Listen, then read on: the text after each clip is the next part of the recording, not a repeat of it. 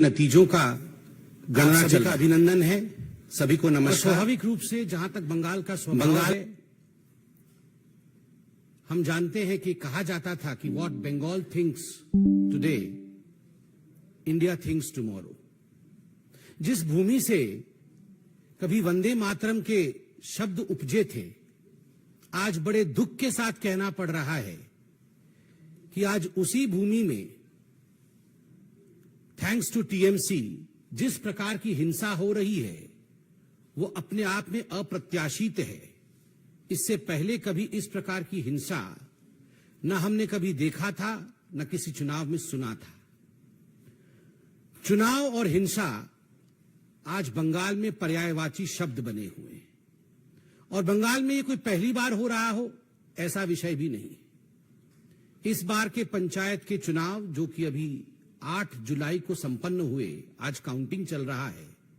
आज अखबारों में हर जगह ये खबर छपी है कि लगभग 45 लोग आज तक, जब से नॉमिनेशन आरंभ हुआ है और काउंटिंग अभी चल रहा है, लगभग 45 लोगों की हत्या की जा चुकी है।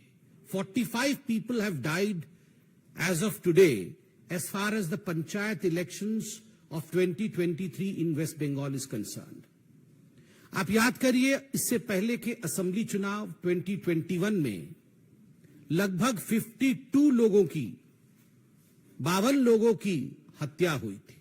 52 people had died in the assembly elections during Bengal. 2018 के पंचायत के चुनाव में 23 लोगों की हत्या हुई थी, चुनावी हत्या। और उससे पहले 2013 के बंगाल के पंचायत के चुनाव में 15 लोगों की हत्या हुई थी। 2013 में 15 लोग, 2018 में 23 लोग और 2023 जो वर्तमान का पंचायत चुनाव चल रहा है उसमें 45 लोगों की हत्या। उत्तरोत्तर दिन प्रतिदिन लोकतंत्र किस प्रकार दम तोड़ रहा है बंगाल में, यह आपके सामने पेश है, संख्यावत पेश है। बंधुगण, केवल हत्याएं नहीं, आप अगर अखबार पढ़ेंगे तो जिन शब्दों का प्रयोग सर्वाधिक किया गया है बंगाल के पंचायत के चुनावों को लेकर, वो शब्द है फायरिंग, गोलीबारी, बॉम्बिंग, बमबारी, बोगस वोटिंग, रिगिंग, मतपेटियों का जलाना, मतपेटियों को फेंकना।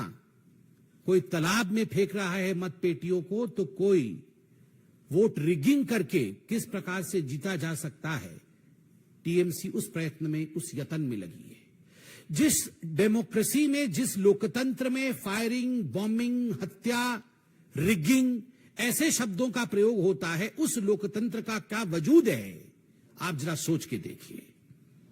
बंधुगण, आप सभी जानते हैं कि जहां तक भारतीय जनता पार्टी का सवाल है, हमने लगभग 6000 पोलिंग बूथों पे रीपोलिंग का डिमांड किया था। इस कदर एक बायसनेस के साथ ये पोलिंग हुई है।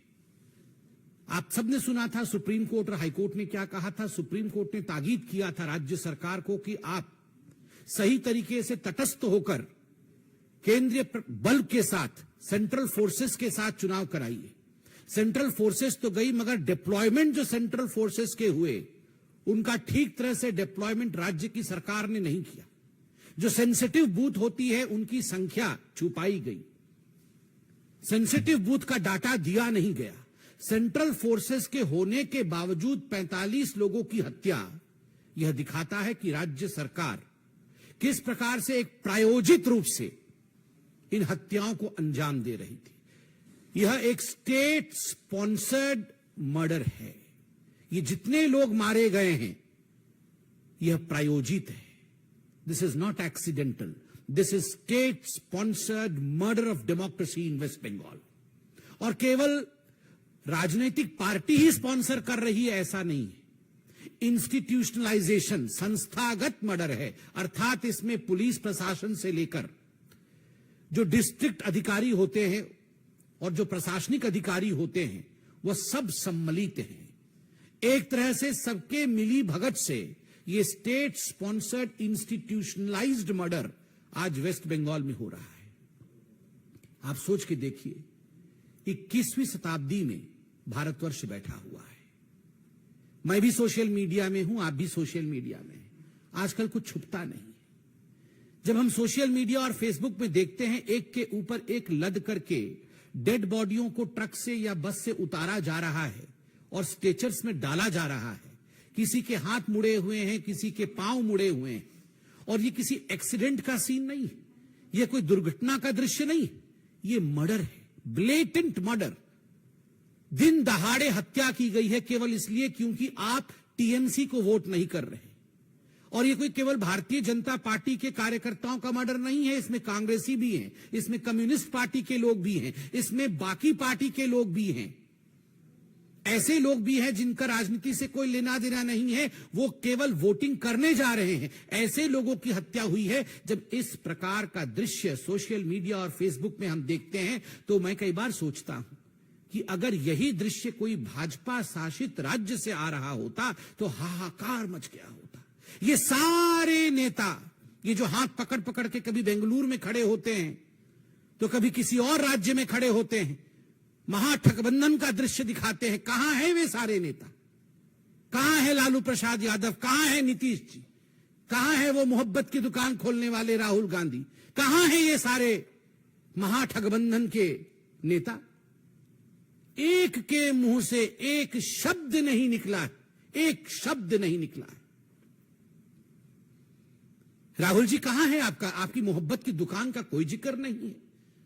आप तो पूरे हिंदुस्तान में मोहब्बत की दुकान खोलना चाहते थे। मैं बताता हूं राहुल जी, आप आज मोहब्बत की दुकान के विषय में बात इसलिए नहीं कर रहे हैं क्योंकि आपके आकांक्षाओं का मेगा मॉल खुला हुआ है। The mega mall of your ambition. You want to become the ruler of this country by hook और बाय क्रुक। कैसे भी मैं सत्तासीन हो जाऊं, मैं सत्तारूढ़ हो जाऊं, और अगर हमारे लोग हत्या कर भी रहे हैं तो कोई बात नहीं है, वहां मोहब्बत की दुकान की आवश्यकता नहीं है। ये मोहब्बत की दुकान और मोहब्बत की दुकान की फरमान ये केवल उन्हीं जगह आवश्यक है जहां मोदी जी पे और भारतीय जनता पार्टी पे प्रहार किया जा सकता है। कोई बात नहीं अगर कांग्रेस का कार्यकर्ता भी टीएमसी के लोगों द्वारा उसकी हत्या कर दी जाए और कांग्रेस के नेता खुद बंगाल में कहे कि हमारे कार्यकर्ताओं की हत्या हुई है, उस पे भी राहुल गांधी और कांग्रेस के शीर्ष नेतृत्व की चुप्पी यह दर्शाता है कि इन लोगों का एम्बिशन कितना बड़ा है। यह लोग डेमोक्रेसी की हत्या होते हुए देख सकते हैं मगर अपने एम्बिशन की हत्या होते हुए, अपनी महत्वाकांक्षा को लूटते हुए नहीं देख सकते। मां, माटी और मानुष की बात करती थी ममता बनर्जी। मां आज बिलख रही है, रो रही है, माटी आज रक्त रंजित है, मानुष की आज हत्या हो चुकी है। और ममता जी माफ करिएगा अगर मैं कहूं कि निर्मम बंदोपाध्याय जी ये सब मूक दर्शक बन के देख रही है तो ये अतिशयोक्ति नहीं होगी। ये निर्ममता है, ये ममता नहीं है। ये डायमंड हार्बर मॉडल है। डायमंड हार्बर जहां से अभिषेक बनर्जी लड़ते हैं, उनकी कॉन्स्टिट्यूएंसी है भाईपुओं की, और जिस प्रकार से वहां दादागिरी की राजनीति चल रही है, वहां counting agent Bharatiya Janata party और दूसरे पार्टी के काउंटिंग एजेंटों को छोड़ा तक नहीं जा रहा है। ये चारों ओर बंगाल में ये चल रहा है। काउंटिंग एजेंट अगर टीएमसी का नहीं है तो 2 किलोमीटर पहले उसे रोका जाता है। जिस दिन नॉमिनेशन भरने जाता है किसी और पार्टी का कार्यकर्ता, पहले उसे मारा जाता है, डराया जाता है, धमकाया जाता है। फिर भी अगर नॉमिनेशन भर देता है तो उसके लोगों की हत्या की जाती है। फिर भी अगर इलेक्शन हो जाता है तो काउंटिंग डे के दिन काउंटिंग एजेंट को वहां घुसने नहीं दिया जाता है। रिगिंग करने की कोशिश होती है, बम फेंकने की कोशिश होती है, और उसके बाद भी अगर हो जाता है तो किस कदर वहां दंगा की जाती है कि आज हेमंत बिश्व शर्मा जी ने भी ट्वीट करके बताया है कि कई हजार लोग बंगाल छोड़ के आज शरण में हैं असम में। ये लोकतंत्र है, ये लोकतंत्र है ममता दी। ममता जी आपको उत्तर देना होगा, क्या यह लोकतंत्र है कि एक राज्य के लोग चुनावी गणना के दिन राज्य छोड़ करके दूसरे राज्य में वो शरण लेते हैं? और ये पहली बार नहीं हो रहा है, असेंबली के चुनाव में भी ठीक इसी प्रकार हुआ था। बांग्लार गणतंत्र रक्त स्नात, এখানে ভোট হলে মানুষের প্রাণ চলে যায়, এখানে নিয়ম কানুনের কোনো বালাই নেই। মুখ্যমন্ত্রী নির্মম বন্দ্যোপাধ্যায় ও তার পরিষদদার সরকারি আইনকে ক্ষমতা টিকে থাকার মেশিনারি বানাইছেন। আমি এই ব্যবস্থার তীব্র নিন্দা করি। भारतीय जनता पार्टी इस पूरे व्यवस्था की, जिस प्रकार से हिंसा हो रही है, जिस प्रकार से लोकतंत्र की हत्या हो रही है, उसकी तीव्र निंदा करती है। धन्यवाद।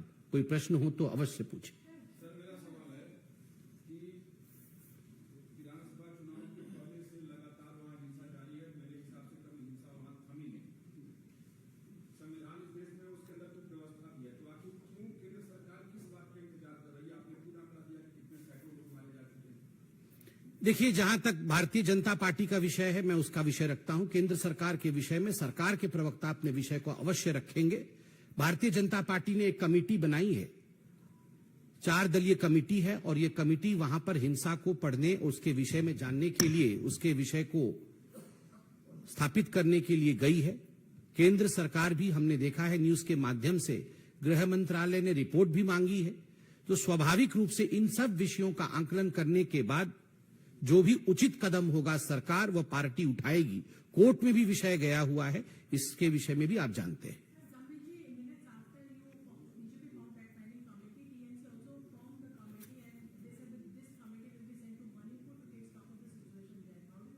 So the answer of the Bengal government is whataboutery. वहां भी हुआ है तो यहां भी होगा, क्या ये उत्तर है? 52 लोगों का मर जाना असेंबली इलेक्शन में, 45 लोगों की मृत्यु पंचायत के इस बार के चुनाव में। शर्म से जहां हम सबको सर झुका लेना चाहिए, वहां वॉटअबाउटरी हो रही है कि वहां भी हुआ था तो क्या हो गया, यहां भी होगा। मुझे लगता है ये बहुत शर्मनाक स्टेटमेंट है बंगाल के टीएमसी पार्टी द्वारा। उनको क्षमा मांगनी चाहिए। Yes ma'am.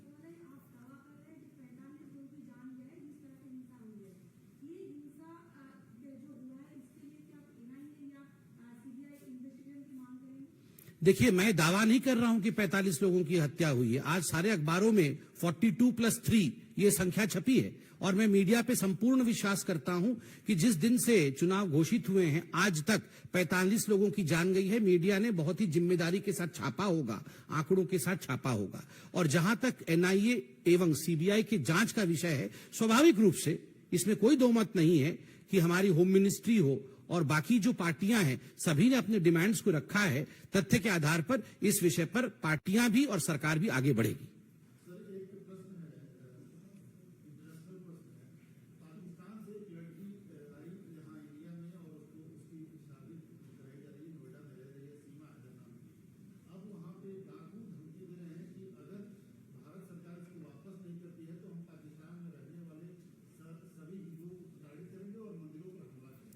देखिए, मैंने इस न्यूज में इससे अनभिज्ञ हूं अभी। मुझे लगता है पूरी जानकारी के बाद ही मुझे इस पे कमेंट करना चाहिए।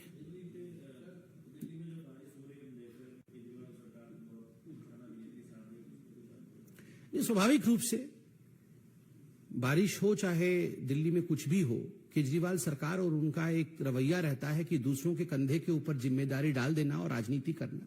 मुझे लगता है आज पूरे देश में जिस प्रकार से बारिश का प्रकोप है, हम टीवी के माध्यम से और बाकी माध्यमों से देख रहे हैं, संवेदनशील विषय है। लोगों के घर बह जाने, लोगों का जान चला जाना, ये राजनीति का विषय कदाचित नहीं है। सभी सरकारें, चाहे किसी भी पार्टी की हो, एकजुट होकर इस पर काम करना चाहिए। जिस प्रकार की ओछी राजनीति मैं देख रहा हूं, ट्विटर के माध्यम से भी कुछ लोग दोषारोपण करने का काम दिल्ली में बैठ के कर रहे हैं। मुझे लगता है कि जब चुनाव लड़ते हैं और कहते हैं कि जिम्मेदारी मेरी है, जब एडवर्टाइजमेंट पे करोड़ों खर्च करते हैं, तो जिम्मेदारी लेने पर भी तनिक सी जमीर खर्च करनी चाहिए। थोड़ा सा करोड़ों खर्च जब एडवर्टाइजमेंट में है, तो थोड़ा सा खर्च जमीर पे भी होना चाहिए।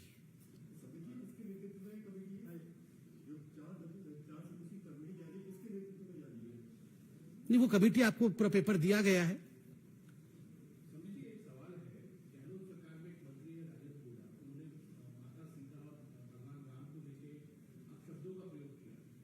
देखिए, बड़ा दुखद विषय है जिस प्रकार के शब्दों का प्रयोग राजेंद्र जी, जो कि मंत्री हैं, गहलोत जी की सरकार में राजस्थान में उन्होंने मां सीता के लिए और भगवान राम के लिए किया है, ये अपने आप में बहुत चिंताजनक विषय है। मैं तो उन शब्दों का दोबारा यहां प्रयोग नहीं कर सकता हूं, बहुत ही निंदनीय शब्द है, मगर ये कांग्रेस के लिए कोई नई बात नहीं। जिस पार्टी की अध्यक्षा, पूर्व अध्यक्षा आदरणीय सोनिया जी का मानना है कि भगवान राम का अस्तित्व ही नहीं है, भगवान राम काल्पनिक है, और इस पे उन्होंने सुप्रीम कोर्ट में एफिडेविट दिया, तो स्वाभाविक रूप से मां सीता के विषय में इस प्रकार की अभद्र टिप्पणी करना, तो वो उनके स्वभाव में, उन्होंने अपने स्वभावगत आचरण किया है जो कि निंदनीय है। धन्यवाद।